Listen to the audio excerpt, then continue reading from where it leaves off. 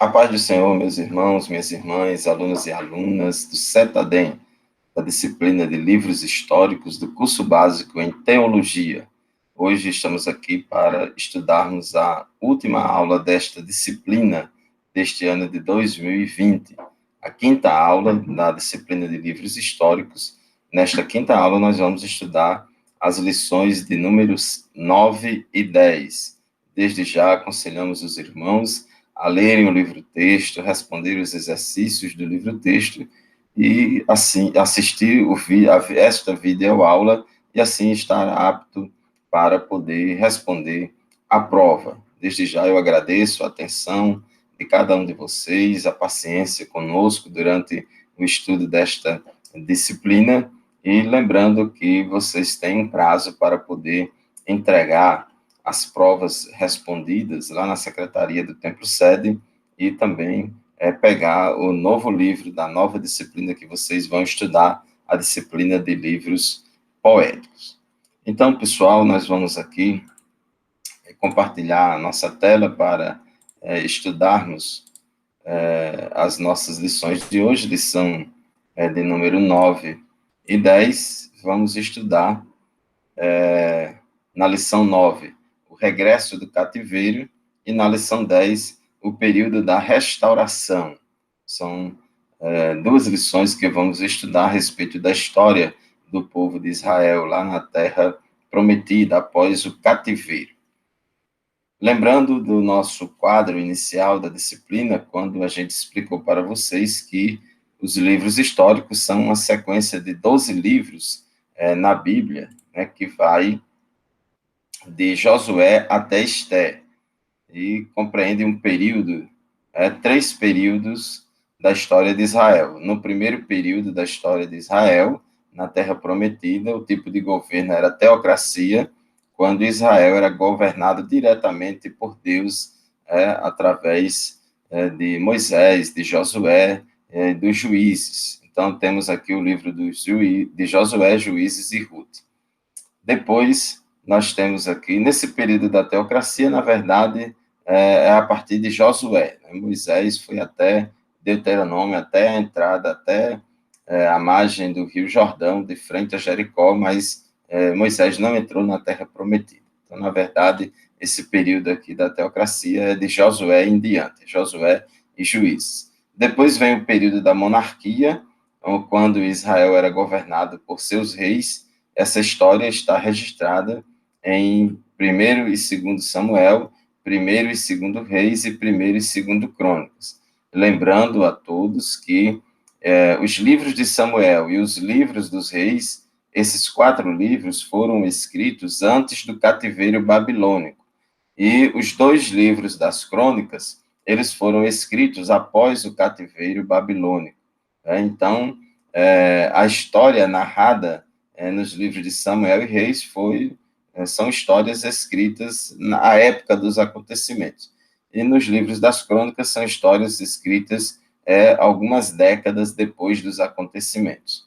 E depois que Judá retorna do cativeiro, depois de ter passado 70 anos no cativeiro, Judá retorna e temos aqui a história do povo de Israel durante o período pós-cativeiro. Durante o cativeiro e pós-cativeiro, quando Israel era governado por povos estrangeiros. Temos aí os livros de Esdras, Neemias e Esté. Então, nas lições 9 e 10 da nossa disciplina, que são as lições que vamos estudar hoje, nós vamos estudar esses 3 livros, Esdras, Neemias e Esté. Pois bem, então, na lição 9, o regresso do cativeiro. Aqui, nós vamos estudar os 6 primeiros capítulos do livro de Esdras e o livro de Esté. Lembrando a vocês daquele nosso gráfico, que é muito importante para a gente contextualizar o nosso estudo dos livros históricos. Nós temos aqui os reis que reinaram em Israel, os reis que reinaram em Judá, os profetas que atuaram em diferentes épocas, e nós aprendemos nas lições anteriores que as 10 tribos do norte, chamada de Reino do Norte, ou Israel, cuja capital era Samaria, aqui não teve nenhum rei bom. Todos os reis foram ruins, foram idólatras, e no ano 722 a.C., Deus permitiu que a Assíria invadisse Israel e levasse todo mundo cativo para o cativeiro, espalhou judeus em diversas nações, não foi somente para Nínive. Nessa época aqui, o império de maior projeção mundial era o Império Assírio, a Assíria, cuja capital era Nínive, e espalhou os judeus por toda a terra.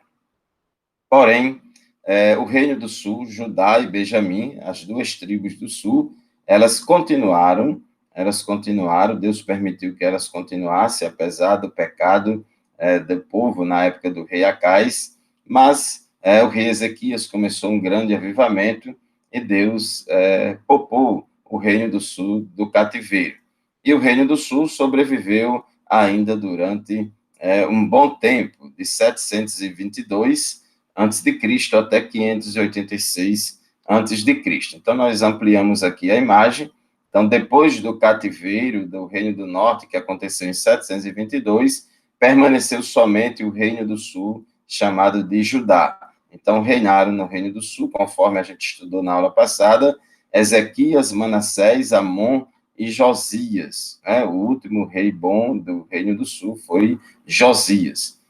Esses são os profetas que profetizaram nas diferentes épocas desses reis, e nós temos aqui no final Joacás, Jeoaquim, Joaquim e Zedequias, que foram os últimos reis de Judá, como aqui está marcado tudo em verde, porque foram reis ruins. E temos aqui 3 datas muito importantes para a gente entender, nós vamos explicar daqui a pouco. O cativeiro babilônico se deu aqui em 586 antes de Cristo. É importante a gente entender que a deportação dos judeus para a Babilônia aconteceu em 3 etapas, não foi tudo de uma vez só. O rei Nabucodonosor, que era o rei de Babilônia na época, é bom a gente entender que a Babilônia derrotou a Assíria. Então, com a derrubada da Assíria, a Babilônia passou a ser a maior potência mundial, a maior potência militar da época, e o rei Nabucodonosor ampliou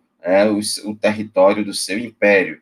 Então, o Império Babilônico, eles invadiam vários países, várias nações, e ali cobravam impostos, submetia os reis e o povo daquelas nações à cobrança de impostos. Então, aconteceu isso também com Judá, com o Reino do Sul. Porém, Deus, ele está no controle de todas as coisas. Deus permitiu que Nabucodonosor fizesse isso, escravizasse Judá por causa do pecado de Judá. E quando o rei Nabucodonosor subjugou Judá, o rei Nabucodonosor, ele não chegou logo da primeira vez derrubando o templo, derrubando as muralhas, matando todo mundo, acabando com todo mundo, não. Então, no primeiro momento, o rei Nabucodonosor, isso se deu na época do rei Jeoaquim, que reinava em Jerusalém.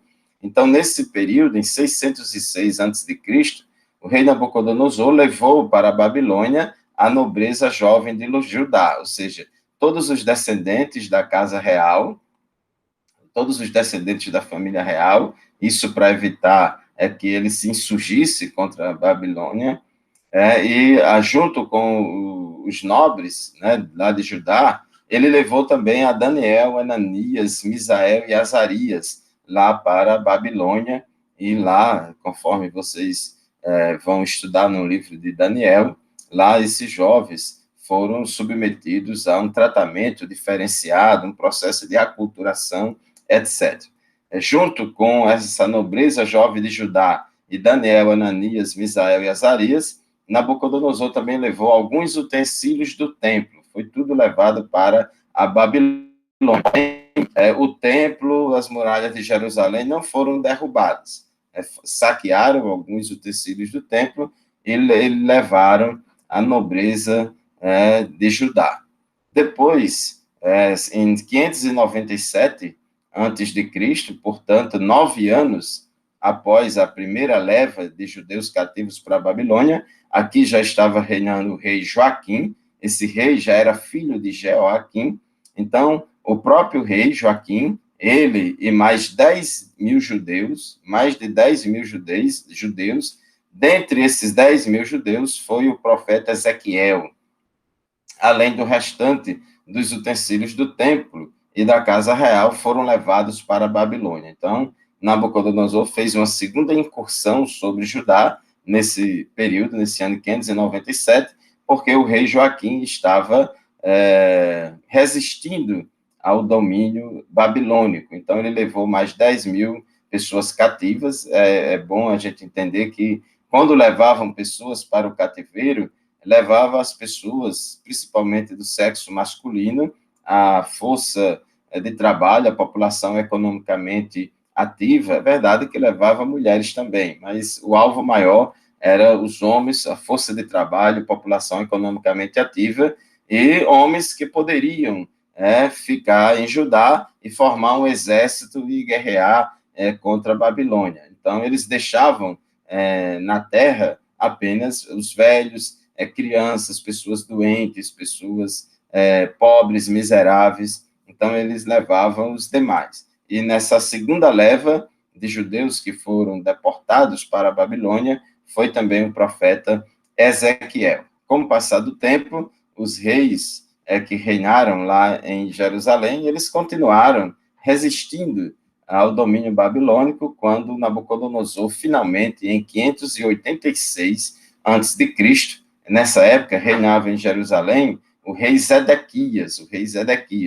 Então, Nabucodonosor invadiu Jerusalém, destruiu a cidade e o templo. Então, só nessa terceira leva aqui, nessa terceira ocasião, nessa terceira incursão, foi que Nabucodonosor destruiu o templo e destruiu as muralhas de Jerusalém. É bom lembrar que as pedras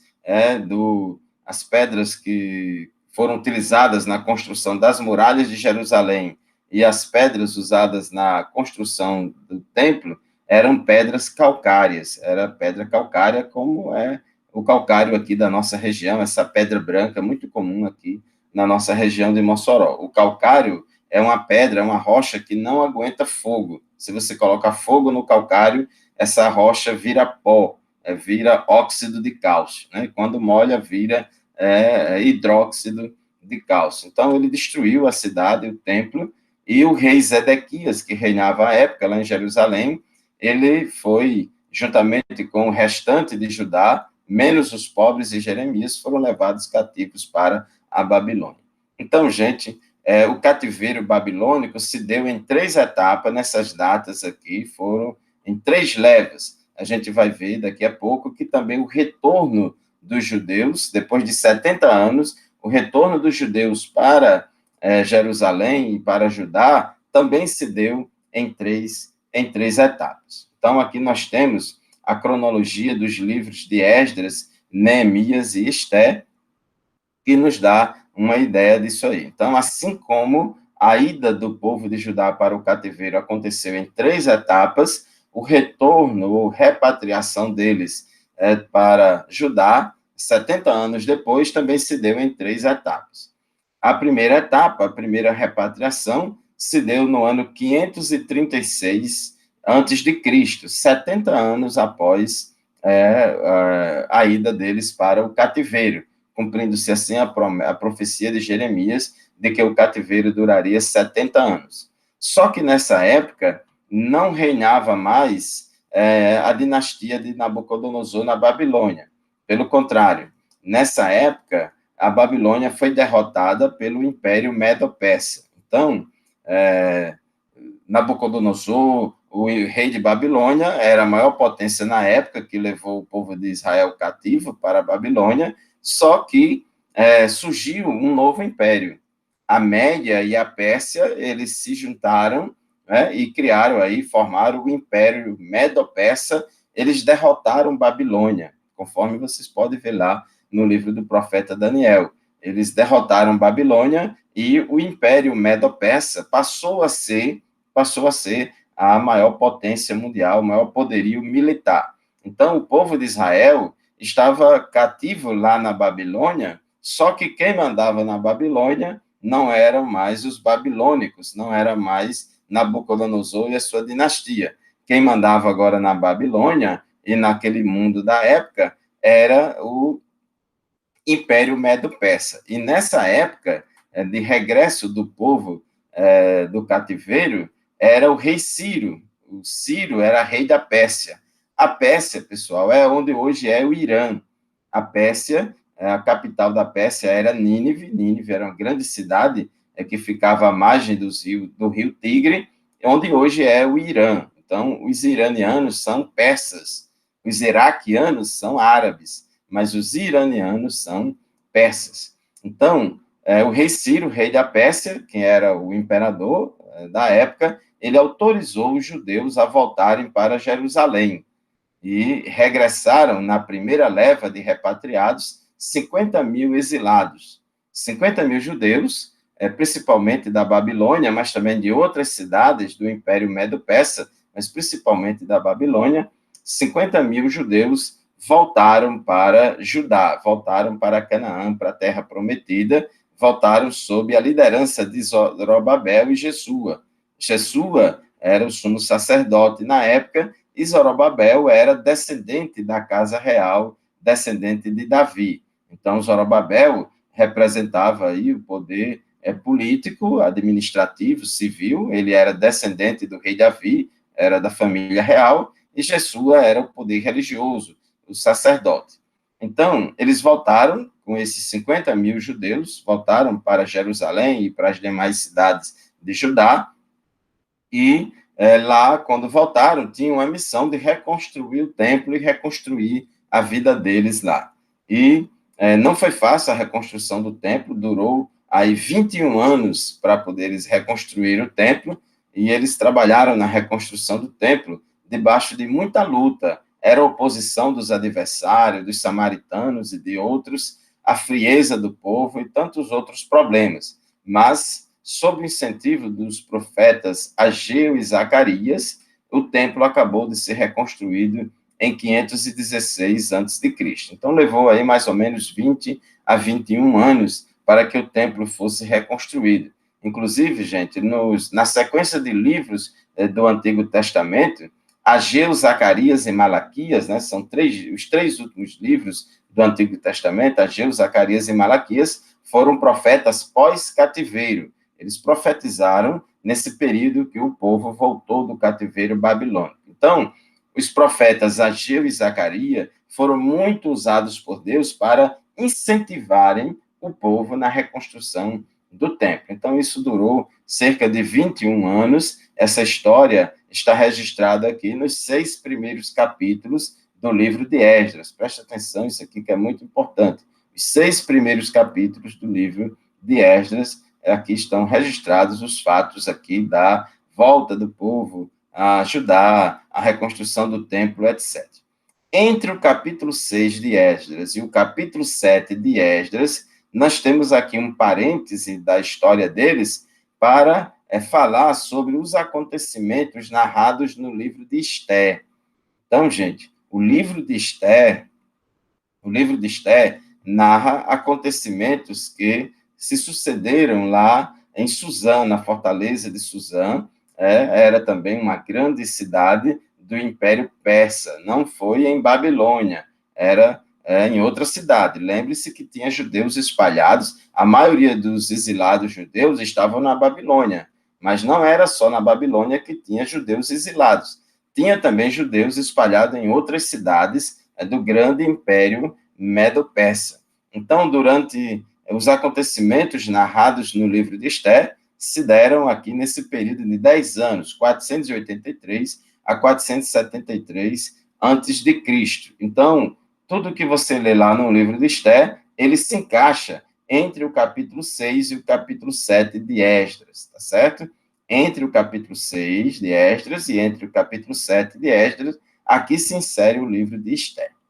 Pois bem, vamos aqui continuar a nossa história, depois a gente vai falar sobre o livro de Ester. Então, a segunda leva de repatriados, a segunda leva de judeus que retornaram para Judá, aconteceu em 458 a.C., quando aproximadamente 6 mil judeus retornaram para Jerusalém sob a liderança de Esdras. Esdras era sacerdote e escriba.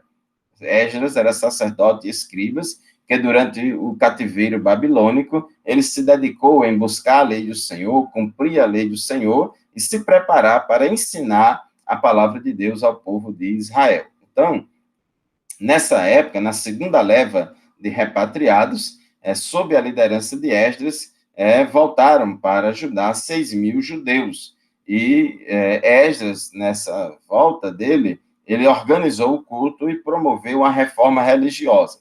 Então, num primeiro momento, nos 20 primeiros anos da história dos judeus pós-cativeiro lá em Judá, nesses 21 anos, eles reconstruíram o templo, e quando reconstruíram o templo, eles chamaram Esdras para poder organizar todo o culto e organizar o estudo e o ensino da palavra de Deus. Então, essa história aqui está narrada nos capítulos 7 a 10 do livro de Esdras. E, por fim, a terceira e última leva de judeus que voltaram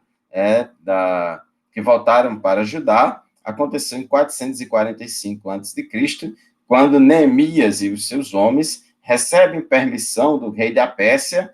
Nessa época aqui, não era mais o rei Ciro, já era o rei Artaxerxes. Então, esse rei Artaxerxes, Neemias servia como copeiro do rei, ele permitiu, deu autorização e condições para que Neemias voltasse para Jerusalém e lá em Jerusalém reconstruísse as muralhas da cidade. Então, essa história aqui está narrada no livro de Neemias, que foi a terceira leva de judeus que voltaram para Judá. A missão de Esdras foi uma missão principalmente religiosa, para reorganizar o culto e a vida religiosa e espiritual do povo, enquanto que a de Neemias foi mais para reconstruir as muralhas da cidade de Jerusalém, não foi para reconstruir as muralhas do templo, não. Quem reconstruiu o templo foi Zorobabel, Jesua, foi bem antes. Neemias foi para trabalhar na questão das muralhas de Jerusalém, só que ele também atuou não somente como governador, não somente exercendo o poder civil, mas Neemias, em parceria com Esdras, totalmente afinado com Esdras, Neemias também contribuiu muito para a vida espiritual e religiosa do povo. Bom, aqui nós temos o mapa mundi. Vou beber uma aguinha aqui para hidratar a garganta. Pessoal, esse mapa é uma foto de satélite que eu peguei da internet, não é mapa desenhado, é uma foto de satélite que eu peguei do Google Terra. Aqui nós temos o mar Mediterrâneo, para vocês terem uma ideia do mundo antigo como era, né? É claro que esses nomes aqui são os nomes atuais das cidades e países, mas a terra e os mares são os mesmos do mundo antigo, sempre foram assim. Então, aqui nós temos o chamado Mar Mediterrâneo. Mar Mediterrâneo. Nós temos essa parte aqui, a África, o norte da África. Nós temos aqui o Estreito de Gibraltar, onde você tem a divisa entre a África e a Europa. Temos aqui a Espanha e Portugal, Espanha e Portugal. E lembra você que o profeta Jonas, olha, aqui fica Israel. Israel é uma terra bem pequenininha. Israel fica aqui bem pequenininha, é uma terra bem pequenininha, é a terra de Israel. Fica aqui bem no centro do mundo, mas é bem pequenininha. Então, o profeta Jonas foi enviado por Deus para pregar em Nínive. Nínive ficava por aqui. Nínive ficava perto do rio Tigre. Aqui é o rio Eufrates, o rio Tigre ficava por aqui. Então, Nínive ficava mais ou menos aqui. Então, Jonas era para sair aqui de Israel e pregar aqui em Nínive. Mas Jonas pegou um barco e foi para onde? Foi para Tarsis. Sabe onde é que Tarsis ficava? Tarsis ficava no fim do mundo da época, no extremo ocidente. Tarsis ficava aqui na Espanha. Tarsis ficava na Espanha, era a cidade ou o lugar mais distante que se conhecia na época, ficava aqui na Espanha. Então, era muito longe. Deus mandou Jonas ir para cá, para Nínive. Nínive era a capital da Síria, e Jonas tinha ido para cá. Aqui fica a Itália, Roma, aqui fica a Europa, Grécia fica aqui, a ilha de Chipre, a Turquia, aquelas igrejas do Apocalipse ficam todas aqui nessa área, onde hoje pertence o território da Turquia. E aqui fica o Líbano, ou Fenícia, que ficava ao norte de Israel, a Síria, aqui, cuja capital é Damasco, que existe até hoje, e a Pérsia é essa região aqui, onde hoje é o Irã. E aqui ficava a cidade de Nínive, também a cidade de Suzã ficava também aqui. Aqui nós temos o rio Nilo, o Egito, aqui é o Egito, aqui é o delta do rio Nilo, foi aqui onde o povo de Deus ficou, os descendentes de Israel, na época que José era governador do Egito, porque essa região do delta do Nilo é muito fértil.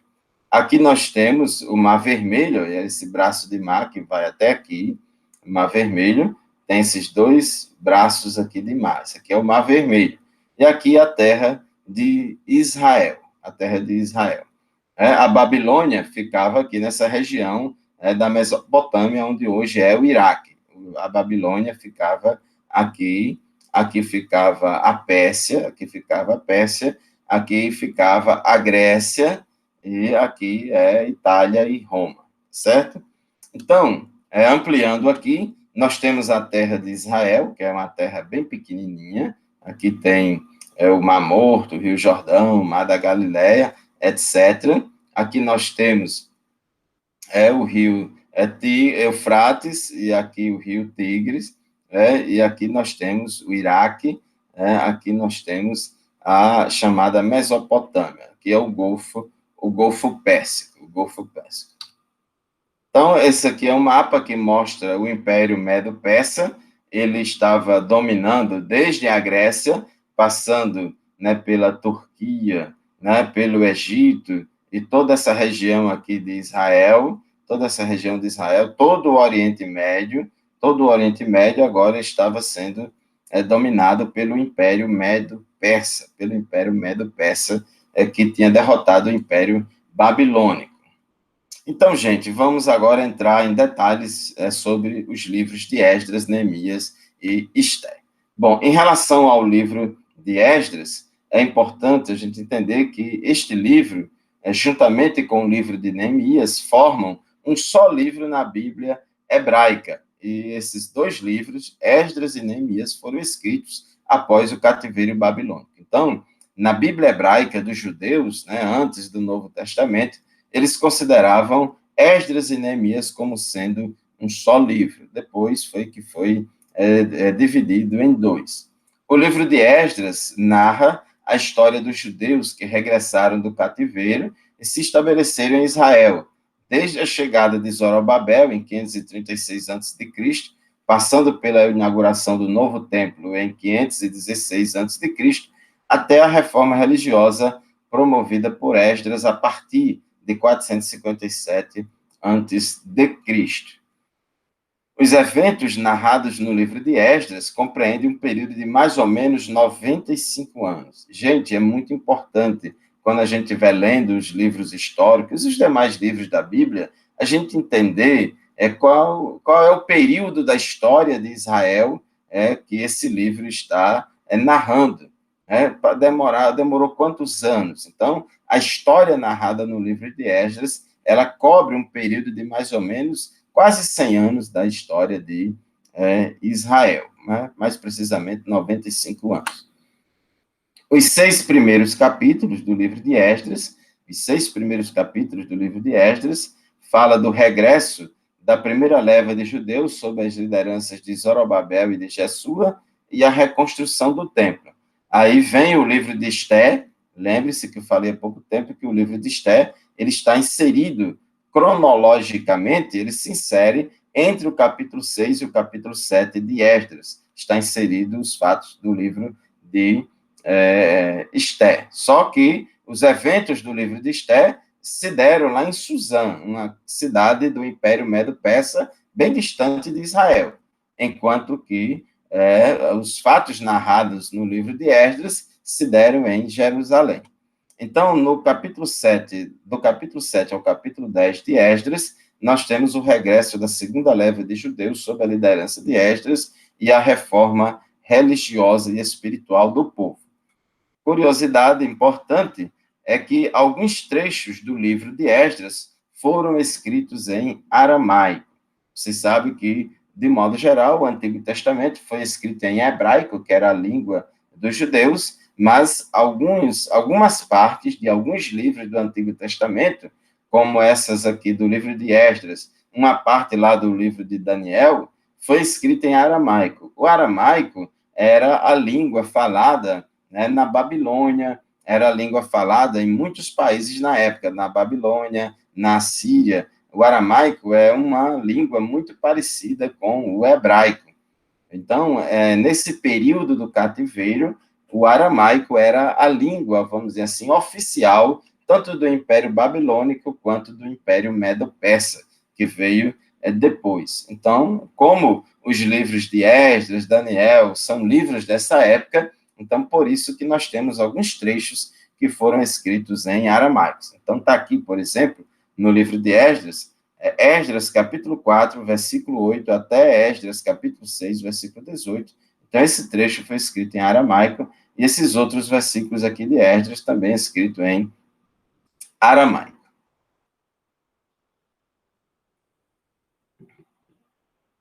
Bom, no caso do livro de Esther, eu falei, ele está inserido entre os capítulos 6 e 7 do livro de Esdras. Entre os capítulos 6 e 7 do livro de Esdras, houve um período de mais ou menos 60 anos entre o capítulo 6 e o capítulo 7 do livro de Esdras. Então, dentro desse período aí, ocorreram os fatos narrados no livro de Esther. Observe que, embora do capítulo 6 ao capítulo 7 do livro de Esdras durou aí 60 anos, mas a história do livro de Esther aconteceu apenas em 10 anos dentro desses 60. Então, os eventos narrados no livro de Esther compreendem um período de mais ou menos 10 anos, que vai de 483 a.C. a 473 a.C. Porém, a maioria dos eventos do livro de Esther aconteceu no ano 473 a.C., 5 anos após Esther ter se tornado rainha da Pérsia. Vocês que já leram o livro de Esther sabem que a Esther ela se tornou rainha da Pérsia, tomando ali o lugar de Vasti, e a Esther ela foi criada pelo seu tio, agora me foge o nome, Mardoqueu, por Mardoqueu, e ela passou naquele concurso para a rainha. A Esther passou naquele concurso para a rainha, se tornou a rainha do grande império persa, e 5 anos depois, Deus usa a rainha Esther, exercendo a função de rainha e a influência dela de rainha, para poder proteger a vida dos judeus e salvar os judeus. O local onde ocorreu a história de Esther é a cidade de Suzã, capital do Império Persa. Nessa época, já não era mais Nínive, mas era Suzã, a capital do Império Persa. Nessa época, o Império Medo-Persa era governado pelo rei Assuero. Essa questão de nomes, muitas vezes você vê nomes diferentes, mas são nomes diferentes da mesma pessoa. Às vezes tinha pessoas que tinham vários nomes. Então, o rei dessa época do Império Medo-Persa, que era, vamos dizer assim, o esposo da rainha Esther, ele era chamado de Assuero, ou Assuero, era o seu nome hebraico, mas também era chamado de Xerxes I. Xerxes, era o nome grego. Xerxes era o nome grego. E esse nome aqui, que é difícil de pronunciar, era o nome persa. Então, tinha 3 nomes da mesma pessoa. Assim como, por exemplo, Josué é o nome hebraico e Jesus é o grego, mas é o mesmo nome, só que um é na língua hebraica e outro na língua grega. Jacó é o nome hebraico, e Tiago é a versão grega do mesmo nome. Então, aqui tem Assuero, nome hebraico, Xerxes, nome grego, e esse Shai-Arshan, que eu não sei pronunciar isso, é o nome persa.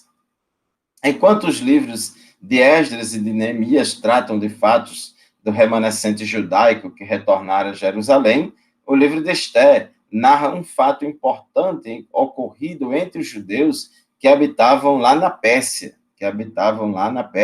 especialmente na sua capital, Suzã. Então, estavam acontecendo os fatos lá em Jerusalém, o povo lá em Jerusalém tinha reconstruído o templo, organizando a vida religiosa, tinham voltado do cativeiro, mas ainda tinha judeus espalhados em outras partes do mundo, inclusive em Suzã, e naquela época, embora os judeus tenham voltado para a Terra Prometida, tenham voltado para Judá e Jerusalém, mas o rei, o imperador Medo-Persa, continuava mandando no mundo inteiro, inclusive mandando também em Judá. O fato de Judá ter retornado do cativeiro não significa que Judá tinha independência política, continuava sendo sujeito e vassalo ao Império Medo-Persa. Embora o livro de Esté mencione um jejum de 3 dias, não há qualquer referência explícita a Deus, à adoração ou à oração. Então é interessante, o livro de Esté é o único livro da Bíblia que você não encontra a palavra Deus, e não há nenhuma referência explícita a Deus, à adoração ou à oração. No entanto, a gente vê a providência de Deus, a gente vê a mão de Deus atuando ali para usar a rainha Esté para debelar os planos de Amã, que era de destruir os judeus. O plano de Amã era destruir os judeus de todo o império, não somente destruir os judeus que estavam lá em Suzã, na Pérsia, mas também destruir os judeus de todos os países do mundo, inclusive de Judá e de Jerusalém. Deus deu livramento não somente aos judeus de Suzã, mas também aos judeus de todo o Império Persa. Com isso, os judeus ficaram mais respeitados, o que certamente facilitou as missões de Esdras e de Neemias alguns anos depois. Então, isso foi muito importante. Lembre-se que, na primeira leva de judeus que voltaram do cativeiro lá para Jerusalém, vieram sob a liderança de Zorobabel e Jesua. Eles passaram ali 21 anos para poder reconstruir o templo e inaugurar o templo. Então, nesse período aí, aconteceram os fatos narrados no livro de Esté, como Deus deu livramento aos judeus, Deus deu livramento a todo o povo judaico, então eles ficaram mais respeitados dentro do império, e isso facilitou muito as missões de Esdras e de Neemias, alguns anos depois desses fatos. Bom, gente, agora nós vamos para a lição de número 10, o período da restauração. Nessa lição 10, nós vamos estudar os 4 últimos capítulos do livro de Esdras, capítulo 7 até o capítulo 10, e o livro de Neemias. O livro de Neemias, enquanto o livro de Esdras enfoca a reconstrução do templo, o livro de Neemias dá ênfase à reconstrução dos muros de Jerusalém. Então, é bom a gente entender essa diferença. Esdras, ele veio para Jerusalém fazer um trabalho religioso, espiritual, um trabalho docente de ensinamento da palavra de Deus.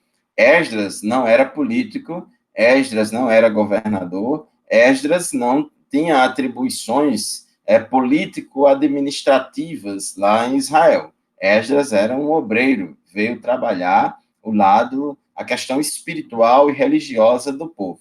Por outro lado, Neemias, ele voltou para a terra prometida, com permissão do rei do Império Medo-Persa, para veio como governador, como líder político, civil, administrativo, para poder organizar a reconstrução do Muro de Jerusalém. Então, observe os papéis diferentes. Esdras e Neemias, eles foram contemporâneos, eles trabalharam juntos, embora Esdras voltou primeiro para Jerusalém e começou trabalhando sozinho, Neemias veio só depois, mas Neemias veio para Jerusalém com a missão definida principal de reconstruir as muralhas de Jerusalém. É claro que para exercer essa missão, ele tinha que ter poderes político-administrativos, poderes civis, outorgados pelo imperador da Pérsia, pelo Império Medo-Persa. Então, Neemias enfatizou a reconstrução dos muros de Jerusalém. Por ser sacerdote e escriba, Esdras atuou mais na parte religiosa. No caso de Neemias, seu trabalho principal foi de natureza civil e administrativa. Acabamos de falar sobre isso. Tanto o livro de Esdras como o livro de Neemias enfatiza a importância da renovação espiritual e da consagração a Deus e à sua palavra. Então, nesses dois livros, existe muito aqui um chamado do povo ao arrependimento, para que o povo se conserte com Deus, para que o povo abandone seus pecados, arruma ao altar. É uma arrumação de casa, é um trabalho de reavivamento espiritual. Um trabalho de reavivamento espiritual, porque esses líderes sabiam que o que levou os judeus a irem ao cativeiro foi o pecado, foi a idolatria deles. Aí Deus permitiu que eles fossem levados cativos para a Babilônia. Uma vez retornando do cativeiro para a terra prometida, eles deveriam agora se consertarem, fazer as coisas tudo direitinho, para evitar cair no mesmo erro. Então, Neemias, ele chefiou a terceira leva de judeus que regressou a Jerusalém. Os eventos narrados no livro de Neemias compreendem um período de mais ou menos 12 anos, tá certo? Então, os eventos narrados no livro de Neemias compreendem um período de mais ou menos 12 anos, é um período curto, que vai de 444 a.C. a 432 a.C. Lembre-se, gente, que, no caso, Esdras, ele voltou para Jerusalém, ele retornou da Babilônia para Jerusalém e foi ali para ficar de vez. No caso de Neemias, ele morava lá em Suzã, na fortaleza, na capital, ele era copeiro do rei, e recebeu uma autorização para ir reconstruir as muralhas de Jerusalém por algum tempo, mas depois voltar. Neemias não foi liberado para ir embora para Jerusalém e ficar lá até o resto da vida dele, não. Foi para Jerusalém com essa missão de reconstruir o templo e depois voltar para a sede do império. O livro de Neemias, ele pode ser dividido em 3 partes principais. Os 7 primeiros capítulos de 1 a 7, essa parte do livro narra o desempenho de Neemias como governador e como responsável pela edificação dos muros de Jerusalém. Então, enfatiza muito esse trabalho de líder, inclusive em todos os estudos de liderança. Neemias é um dos principais líderes da Bíblia, um dos melhores exemplos de líderes o Neemias. Então, ele, nos 7 primeiros capítulos do livro, fala da sua liderança como governador e como responsável pela edificação dos muros de Jerusalém, o quanto ele foi eficiente em motivar o povo, influenciar o povo e liderar o povo na reconstrução dos muros. Então, ele foi um líder muito eficiente, eficaz, competente, e levou a efeito a sua obra e os seus projetos. Os capítulos 8 a 10 de Neemias fala do avivamento em Jerusalém, liderado por Esdras. Então, vocês vão perceber que nos capítulos 8, 9 e 10 de Neemias, a gente vê Esdras e Neemias trabalhando em conjunto, Esdras e Neemias atuando. Então, é muito bom quando o líder administrativo, político, civil, trabalha em parceria, em harmonia com a liderança espiritual, e vice-versa, E nos 3 últimos capítulos, na verdade, capítulo 11, 12 e 13, a gente vê Neemias promovendo umas reformas na nação. Então, Neemias aqui vai arrumar a casa, vai consertar um bocado de coisa que estava desmantelado lá no povo de Israel. Então, gente, todos os eventos narrados até o final do capítulo 12 de Neemias, preste atenção, todos os eventos narrados até o final do capítulo 12 de Neemias ocorreram no espaço de 1 ano. Isso é bem interessante a gente saber a cronologia dos acontecimentos. Então, Todos os eventos narrados até o final do capítulo 12 de Neemias ocorreram no espaço de um ano. Entre os capítulos 12 e 13 de Neemias, há um intervalo. Neemias governou Judá durante 11 anos, antes de retornar para a Pérsia por um breve período. Então, ele, depois de que governou Judá durante 11 anos, aí ele retorna para a Pérsia, passa um período lá, e depois ele volta. Mas durante o período que Neemias estava ausente lá de Jerusalém, durante o período que Neemias voltou para a Pérsia, então, na sua ausência, alguns judeus passaram a transgredir as leis de Deus e a profanar o templo. Olha aí, pessoal, como o povo é pecador por natureza. O povo é pecador por natureza. A natureza humana é pecaminosa, é tendenciosa ao pecado. Então, na ausência de um líder que dê a direção, que mostre o sentido, que incentive o povo a andar no caminho certo, o povo se desvia. Então, a Bíblia diz que, não havendo sábia direção, o povo cai. O povo cai. Então, é muito importante o líder de uma nação, é muito importante que as lideranças de uma nação tenham juízo, tenham bom senso, saibam o que é certo, o que deve ser feito, e instruir, influenciar o povo no caminho certo. Quando uma nação não tem sábia direção, é como um trem sem maquinista, é como um ônibus desgovernado sem motorista. Às vezes, até, o motorista está sentado no banco do motorista, mas ele não tem controle nenhum sobre o volante.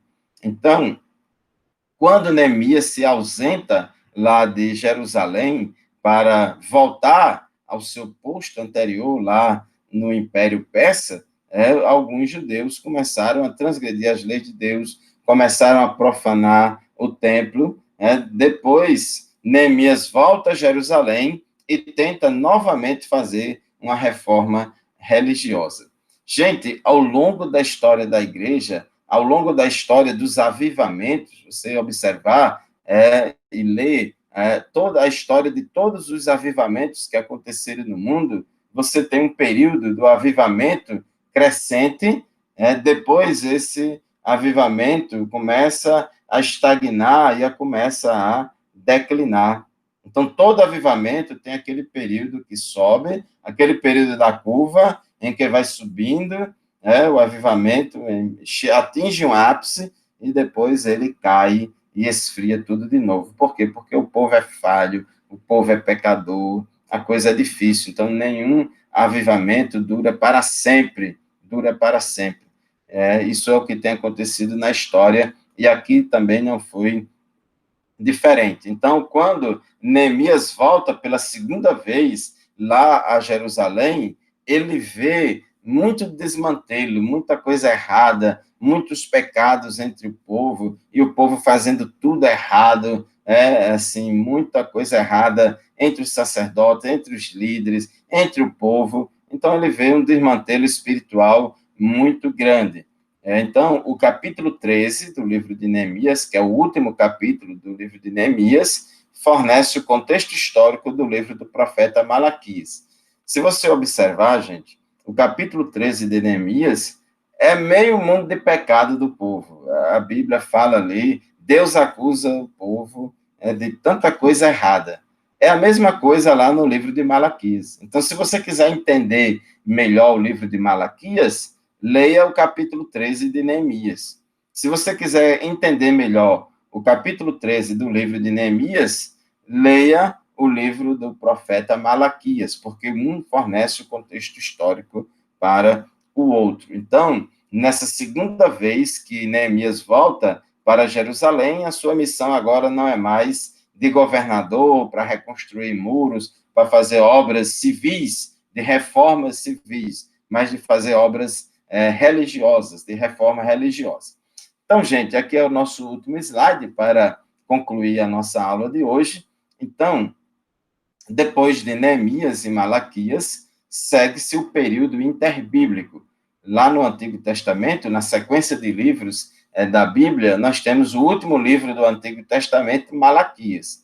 Mas o livro do profeta Malaquias é da mesma época do livro de Neemias, tá certo? Então, embora o livro de Neemias esteja lá antes de Jó, antes de Salmos, mas os fatos que aconteceram no capítulo 13 de Neemias são da mesma época dos fatos do livro do profeta Malaquias. Então, depois do livro do profeta Malaquias, ou depois do livro de Neemias, segue-se o que nós chamamos de período interbíblico, aproximadamente 100 anos após os acontecimentos relatados no final do livro de Neemias. O final do livro de Neemias é mais ou menos 332 a.C., aí cai o Império Persa, se cumprindo ali aquelas profecias narradas lá em Daniel, cai o Império Persa diante do grego Alexandre Magno, o Grande. Então, aqui, veja que o primeiro império, que foi o Império Babilônico, caiu, aí assume o Império Medo-Persa, que reina e governa durante um bom período, depois o Império Medo-Persa cai, é subjugado pelos gregos, sob a liderança de Alexandre Magno, Alexandre o Grande. Então, agora, o Império Grego é quem começa a dominar aquela região do mundo, e o Império Grego, ele dominou mais ou menos durante 165 anos, no período que vai de 332 a 167 a.C. Durante todo esse período, gente, o povo de Israel estava na sua terra, tinha o templo, tinha rei lá em Jerusalém, porém, eles eram vassalos de outros impérios, eles pagavam impostos pesados a outros impérios, era uma espécie de colônia dos outros impérios. No primeiro momento, colônia de Babilônia, no segundo momento, colônia do Império Medo-Persa, e agora, colônia do Império Grego. Então, quem mandava lá eram os gregos. Então, os judeus de Judá, eles não tinham independência, Durante esse período do Império Grego, o Alexandre o Grande, ele difundiu a cultura grega, a língua grega, e o grego koiné passou a ser a língua franca da época. Então, a cultura grega e a língua grega se espalhou no mundo inteiro e foi adotada e falada por muitos países, por muitas nações, por muitos intelectuais. E durante esse período do Império Grego, aqui, aconteceu a tradução do Antigo Testamento, do hebraico, para o grego, que aconteceu lá em Alexandria. Cerca de 70 sábios judeus, eles traduziram o Antigo Testamento do hebraico para o grego. É a chamada Septuaginta, que a tradução, era a Bíblia mais utilizada pela igreja primitiva durante o Novo Testamento. Inclusive, o Novo Testamento foi escrito em grego koiné. Por que grego koiné? Porque o grego koiné era uma versão do grego, assim, de um grego mais popular, um grego falado pela maioria do povo. Não era um grego tão refinado assim. Então, o Império Grego é quem estava dominando, mas o povo de Israel se rebelou contra o domínio grego,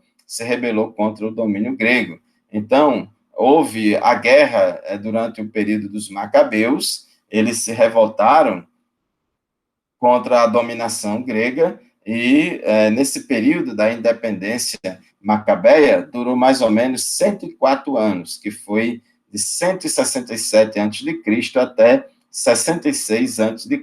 Então, durante esse período, vamos dizer assim, Israel estava independente, não estava mais sendo dominado, nem pagando impostos pesados ao Império Grego, Só que, no ano 63 a.C., aí vem os romanos. Vieram os romanos, o grande Império Romano dominou e subjugou os macabeus e os judeus como um todo, e passou a dominar também toda a terra de Israel. O Império Romano começou no ano 63 a.C. e se estendeu por alguns séculos após Cristo.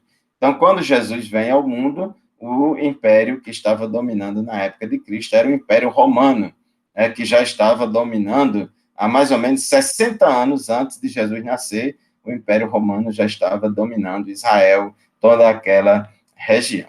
Então, gente, essa é, em resumo, a história, né, do povo de Israel durante esse período.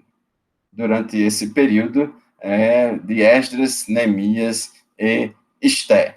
Com isso, assim, a gente encerra os estudos da nossa disciplina de livros históricos, e desde já eu agradeço a todos vocês pela paciência, por nos ouvir, por nos assistir, por estar conosco. Continuo à disposição de cada um de vocês para tirar qualquer dúvida desta disciplina, ou qualquer uma outra dúvida sobre a Bíblia, sobre o curso de teologia que você estiver. Estou sempre à disposição. Continue estudando o livro-texto, responda os exercícios, responda as provas, entregue as provas respondidas na Secretaria de Geral do Templo Sede, no prazo determinado, e assim vamos continuar servindo ao Senhor, vamos continuar estudando a palavra de Deus. Depois desta disciplina, vocês vão estudar a disciplina Livros Poéticos com o professor Wendel Miranda. Deus abençoe a vocês, a paz do Senhor, e até a próxima disciplina, se Deus quiser. No próximo ano, voltarei a dar aula a vocês, porque neste ano eu vou dar aula a outra turma, a turma do médio e a turma do avançado. Paz do Senhor, e até a próxima disciplina, se Deus quiser.